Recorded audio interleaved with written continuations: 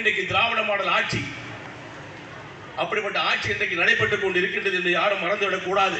அதோடு மட்டும் இல்ல, அவர் சொன்னார், எனக்கு சொன்னாங்க, இன்னைக்கு தாம்பரத்தில் என்ன பணி நடக்கல, எத்தனை பூங்காக்கள் இன்றைக்கு சீரமைக்கப்பட்டிருக்கின்றன, எத்தனை சாலைகள் இன்றைக்கு சரி செய்யப்பட்டிருக்கின்றன, எத்தனை கால்வாய்கள் கட்டப்பட்டிருக்கின்றன, எத்தனை இடங்கள் இன்றைக்கு காப்பாற்றப்பட்டிருக்கின்றன.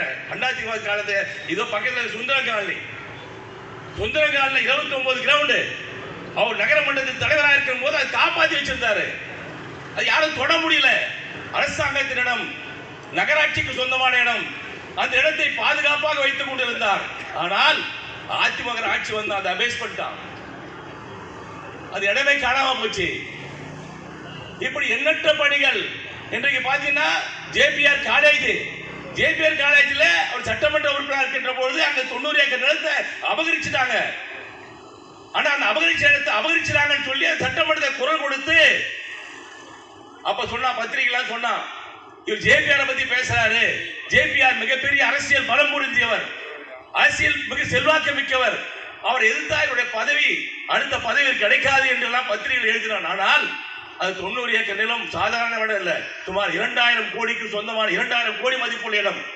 அந்த அரசாங்க நிலத்தை 2000 கோடிக்கு மதிப்புள்ள இடத்தை மீட்டு கொடுத்து அரசாங்கத்தில் இன்றைக்கு பல வயதில் பயனடைந்திருக்கிறார் சொன்னால், அப்படிப்பட்ட தைரியமா குரல் கொடுத்தவர் தான் இன்றைக்கு சட்டமன்ற உறுப்பினர் உங்களால் தேர்ந்தெடுக்கப்பட்டவர்.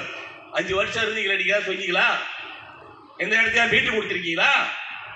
எந்த இடத்துலயா உங்களுக்கு அரசாங்கத்தை இடத்த நீங்க மக்களுக்கு பயன்பாட்டு கொண்டு இருக்கீங்களா? இன்னைக்கு ஒண்ணு இல்ல, காந்தி ரோட்ல இன்னைக்கு போலீஸ் அலுவலகம், போலீஸ் ஆணையாளர் அலுவலகம் வருது. இன்னைக்கு மிகப்பெரிய இடம், அந்த இடத்தை ஒரு தனியார் அபகரித்து வைத்திருந்தார்.